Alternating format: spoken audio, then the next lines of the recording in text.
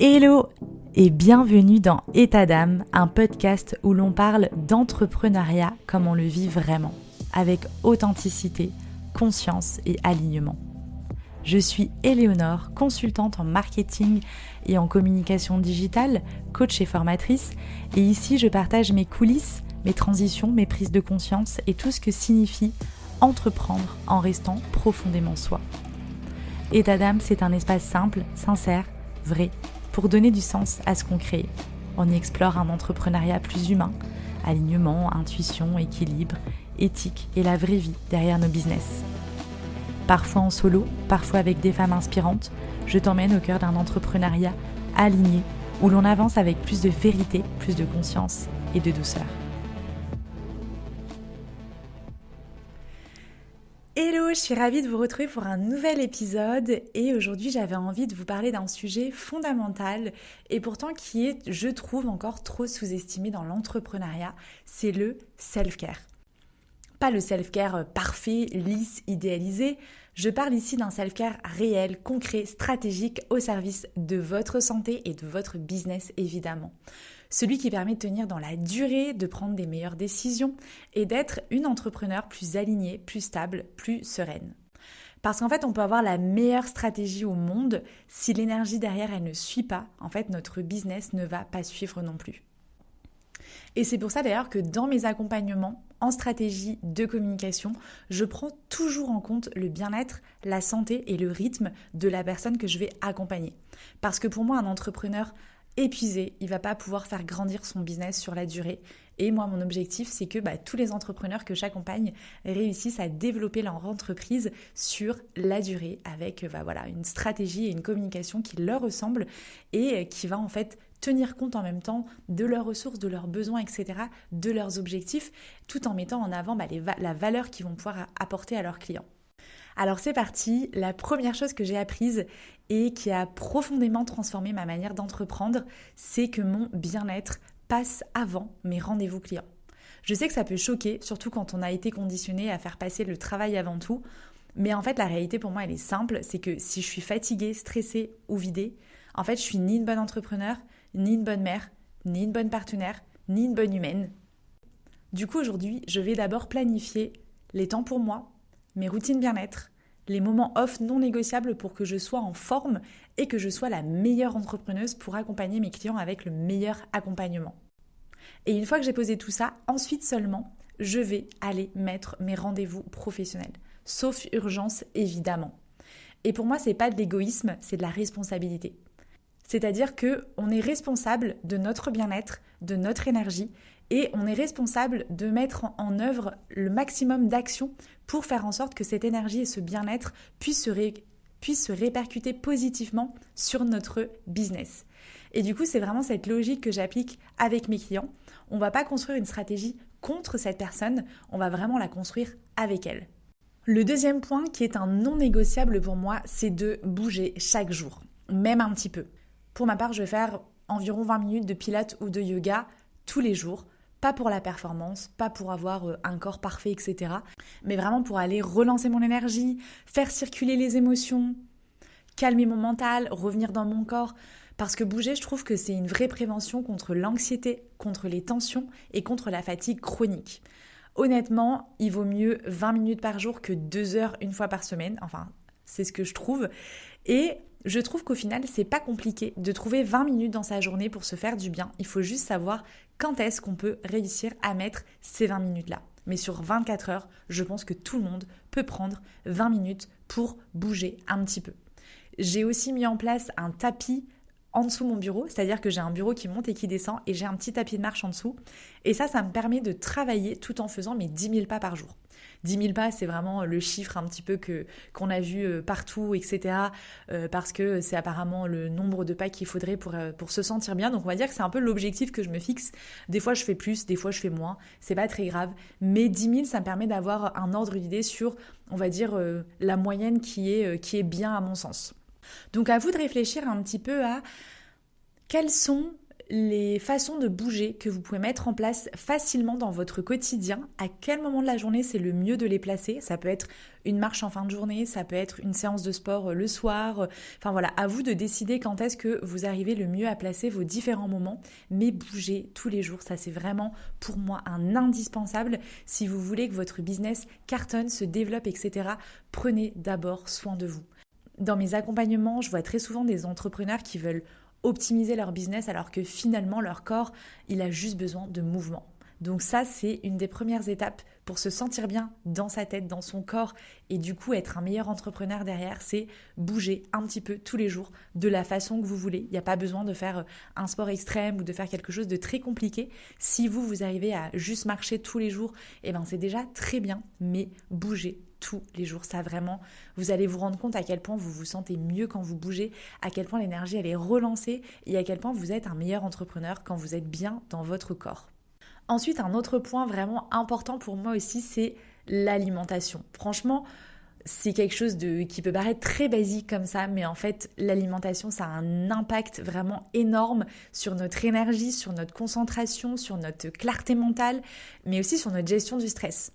Ça peut paraître vraiment basico-basique, mais j'avais envie de revenir un petit peu aux bases aussi, c'est si vous mangez mal, si vous n'avez pas un rythme, on va dire une routine alimentaire, etc., que vous mangez tout le temps décalé, etc., derrière, il ne faut pas vous étonner que vous ayez des problèmes d'énergie ou de concentration ou même de dépression. Parce que vraiment, une mauvaise alimentation peut même amener une dépression. Bon, après, je ne suis pas nutritionniste, je ne suis pas coach en nutrition ou quoi, mais en tout cas, ce que moi j'ai appris avec le temps, c'est que ce que je mange a un impact vraiment énorme sur la façon dont ma journée va se dérouler. Je sais que si je mange trop gras, trop lourd, etc., après l'après-midi, je vais me sentir mal, je vais pas réussir à être concentrée, alors que si je mange des choses qui me font du bien, des choses qui font du bien à mon corps, qui font du bien à ma tête, etc., je vais être beaucoup plus concentrée. J'essaye par exemple de manger protéiné le matin, j'essaye de manger pas trop de sucre le midi parce que sinon j'ai un pic de glycémie et du coup après j'ai la rechute qui arrive et du coup j'ai une grosse barre et une grosse flemme de bosser.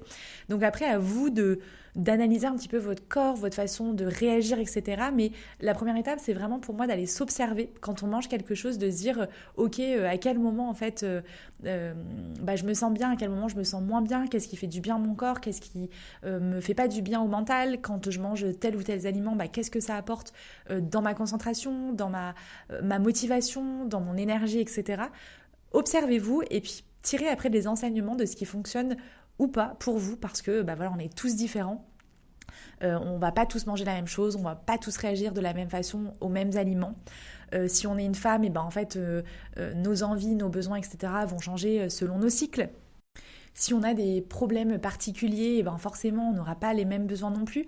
Mais c'est vraiment important de porter de l'attention sur ce qu'on mange, ce avec quoi on nourrit notre corps, parce que finalement c'est vraiment notre carburant. C'est-à-dire que si on prend l'exemple d'une voiture, si vous mettez de l'essence alors que c'est une voiture diesel, clairement vous êtes sûr qu'elle ne va pas démarrer. Pour vous c'est pareil, donc observez-vous, demandez-vous quels sont les aliments qui me font du bien, de quoi j'ai besoin.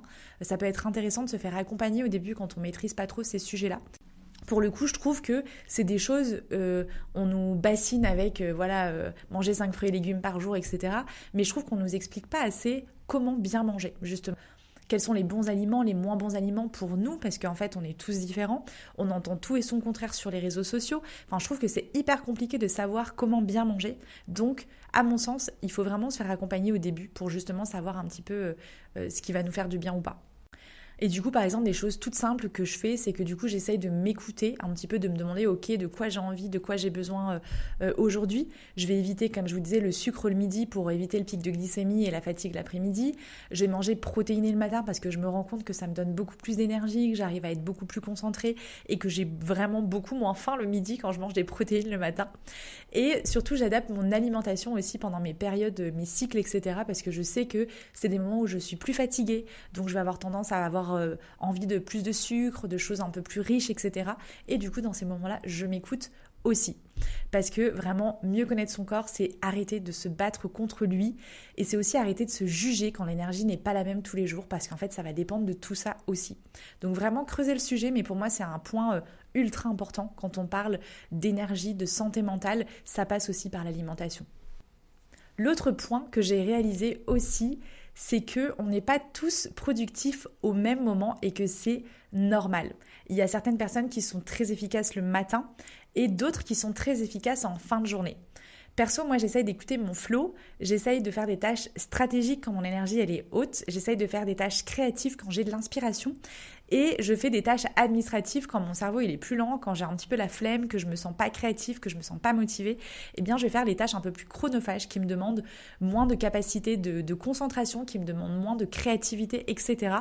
Et ça, je trouve que ça change tout. Le fait d'arrêter de me forcer à faire quelque chose dont je sens que j'ai pas l'énergie pour le faire, ça a vraiment changé ma façon de travailler dans mon business. Aujourd'hui, j'écoute vraiment mes flows, j'essaye de suivre, de m'adapter en fait et d'adapter mes tâches et mes missions à l'énergie du moment. Parce qu'en fait, on est des êtres humain, on a des cycles, on a des phases, on a des jours où on est fatigué et en fait dans ces cas-là, il faut s'écouter, il faut arrêter de se forcer à vouloir faire absolument telle tâche parce qu'on l'avait mis dans son agenda à ce moment-là. Dans ces moments-là, si vous avez prévu une tâche ultra stratégique à un moment où vous sentez que vous avez un gros coup de down, que vous êtes épuisé, et bien en fait remplacez-le tout simplement dans votre agenda par une tâche qui demande un petit peu moins d'énergie, qui demande un petit peu moins de travail, de stratégie, etc.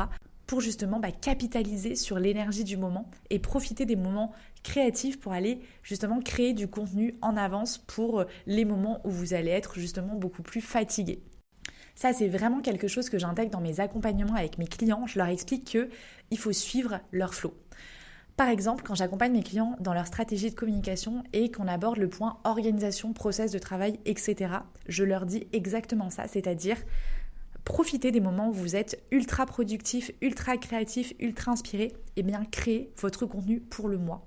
Et ensuite, vous allez le programmer justement un jour où vous avez un petit peu la flemme, pas la motivation, pas l'énergie, etc. Et bien, vous allez juste avoir à copier-coller vos textes, vos visuels que vous avez créés pour aller les programmer sur le mois à venir. Et ensuite, les moments où vous êtes en mode un petit peu plus réflexion, stratégique, chiffres, etc., eh bien, allez voir les statistiques de vos contenus pour voir un petit peu qu'est-ce qui a fonctionné, qu'est-ce qui a bien moins fonctionné et capitaliser en fait sur le contenu qui fonctionne le mieux. Mais vraiment, ça, c'est quelque chose que j'intègre énormément dans mes accompagnements, c'est cette organisation, ces process pour justement suivre notre flow, réussir à être beaucoup plus en accord avec soi en fait et profiter des moments où on est up pour faire des missions à haute valeur et profiter des moments où on est down pour faire des missions où il n'y a pas trop de valeur mais qui sont quand même importantes à faire. Et ensuite, la base absolue, le sommeil. Je sais, c'est pareil, c'est ultra basique, mais combien sommes-nous à faire toujours cette même erreur, c'est-à-dire se dire ce soir je me couche tôt parce que je suis éclatée, je suis fatiguée et en fait on se retrouve à 23h devant notre série Netflix à se dire ok j'y vais dans 5 minutes, je finis cet épisode et je vais me coucher. Et bien ça clairement ça a un impact énorme aussi sur notre productivité et sur notre énergie. Clairement, vous avez tous dû vous en rendre compte, mais quand vous dormez mal, vous avez beaucoup moins de patience, vous avez beaucoup moins de clarté, vous avez beaucoup plus d'émotions négatives et vous arrivez beaucoup moins à prendre des bonnes décisions rapidement. Donc clairement, le sommeil, c'est une des bases qui est la plus sous-estimée, alors que pourtant, je pense que tout le monde est conscient de à quel point le sommeil est important pour nous. On a d'ailleurs fait une étude scientifique où on avait privé en fait des personnes de sommeil pendant plusieurs jours et on se rendait compte à quel point ça détériorait leur cerveau. Vraiment, ça a un impact énorme en fait sur notre concentration, sur nos émotions, sur notre énergie. Enfin, vraiment, le sommeil, c'est le pilier, c'est la base. S'il y a quelque chose sur lequel il faut se concentrer en premier, pour moi, c'est le sommeil. Et pour ça, par exemple, je suis mon sommeil avec une montre connectée. Et du coup, ça me permet de comprendre à quelle heure est-ce que je dois me coucher, parce qu'en fonction de l'heure à laquelle je me couche, mon sommeil est plus ou moins réparateur. Ça me permet de savoir aussi combien d'heures sont nécessaires et du coup si je sais que j'ai besoin de 8 heures de sommeil, forcément je sais que si je dois me réveiller à 7 heures le lendemain matin, il faut que avant 23 heures je sois dans mon lit. Et je me rends compte aussi de ce qui améliore ou ce qui dégrade mon sommeil. Clairement, quand je fais un apéro le soir, je me rends bien compte le lendemain que ma montre connectée m'indique que mon sommeil était pas terrible, pas très réparateur. Au final, ce qui compte, c'est pas forcément la durée de votre sommeil, mais c'est vraiment sa capacité de récupération. Je me rends compte aussi, par exemple, que quand je fais un cours de yoga le soir, mon sommeil est ultra réparateur et je me réveille en super forme le lendemain parce que j'ai eu des super phases de sommeil profond et de sommeil léger qui ont fait que mon corps s'est hyper bien régénéré. Pour moi, le sommeil, il n'est pas négociable, c'est vraiment la fondation de tout le reste. On est trop nombreux à sacrifier notre sommeil, à se dire c'est bon, allez, je dormirai quand je serai mort. Non, en fait, vous dormirez pas quand vous serez mort, vous dormez maintenant parce que c'est essentiel de bien dormir pour être encore une fois une meilleure personne en fait au quotidien et un meilleur entrepreneur aussi. Et ensuite, un autre point aussi, c'est la santé mentale qui dans notre société a beaucoup de mal à rester préservée, on va dire, au quotidien. Être entrepreneur, c'est porter beaucoup de choses, c'est prendre des décisions permanentes, c'est avoir des responsabilités, c'est avoir une charge mentale invisible. Et en fait, le fait de recevoir des notifications à longueur de journée, de passer du temps à scroller sur notre téléphone, à avoir des appels sans cesse, des SMS, des notifications sur Messenger, enfin, on a des notifications partout et en fait, notre cerveau, il est tout le temps appelé à des micro-tâches comme ça qui font que finalement, notre énergie, en fait, et notre concentration, elle va se réduire au fur et à mesure de la journée. Et en fait, on ne se rend pas compte, mais dans une journée, on a très peu de temps où on est au repos mental. C'est-à-dire, il y a très peu de temps où on n'a pas notre téléphone, on n'a pas quelqu'un qui nous parle, on ne reçoit pas de notification, on est juste concentré à, je sais pas, par exemple, manger. Votre repas du midi, je suis sûre que vous le prenez soit avec des gens qui vous parlent, soit derrière votre ordi, ou soit en écoutant un podcast. Et c'est très rare qu'on soit complètement au repos. Le soir, c'est pareil.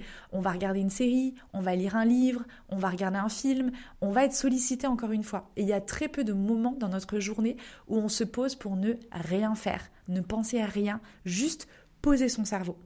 Et je trouve que c'est de plus en plus dur dans notre société actuelle où voilà, le smartphone est partout, les notifications sont partout, on a l'IA, on a toutes ces technologies qui font qu'en fait, on est connecté en permanence à notre téléphone.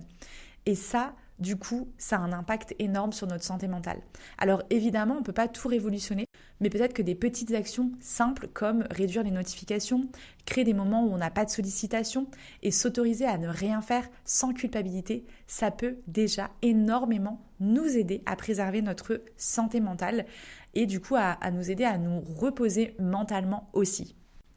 Parce qu'en fait, un mental apaisé, c'est un mental qui va être beaucoup plus créatif, beaucoup plus stratégique et beaucoup plus clair. Après, il y a plein d'autres outils qui peuvent nous aider à préserver notre santé mentale. Quand on est stressé, ça peut être des exercices de respiration, ça peut être la méditation. Enfin voilà, il y a plusieurs outils qui existent.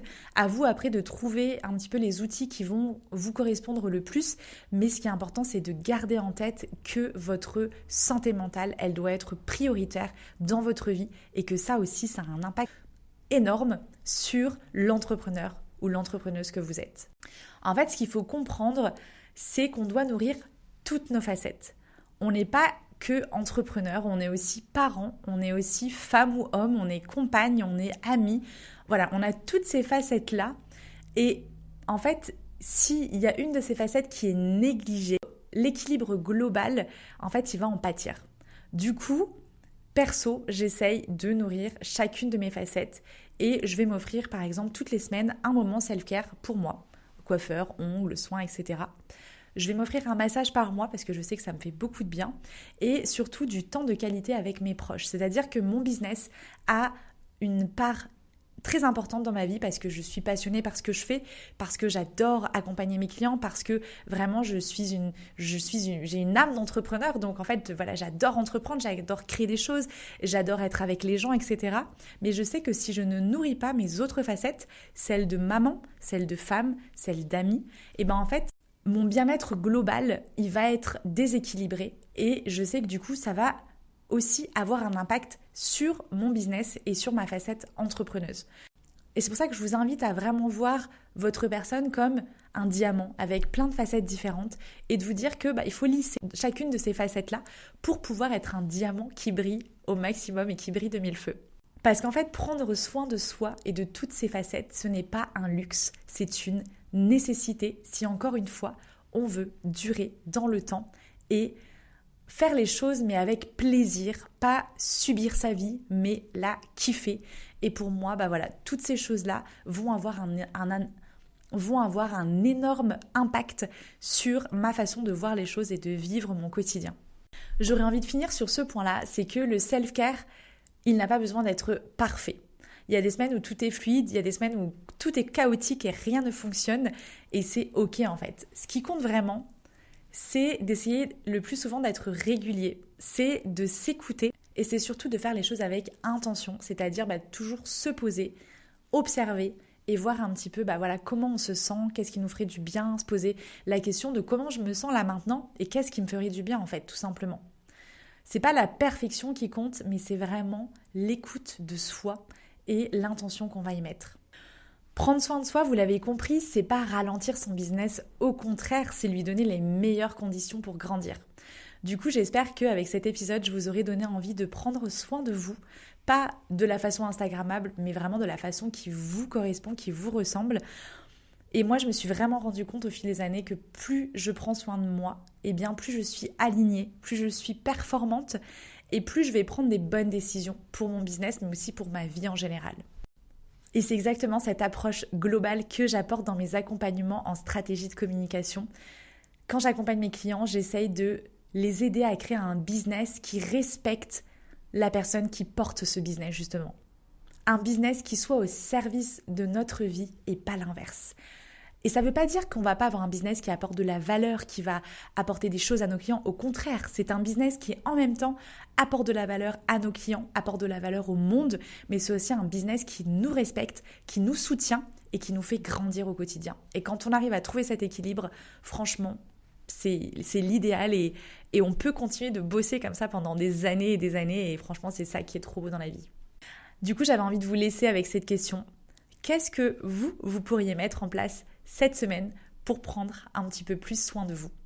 Voilà, j'espère que tout ça, ça vous aura inspiré à mettre un petit peu plus de self-care dans votre quotidien et encore une fois, pas un self-care parfait, mais un self-care qui vous ressemble, un self-care qui vous correspond tout simplement. Et justement, prenez soin de vous et moi je vous dis à dans 15 jours pour un nouvel épisode. Ciao, ciao!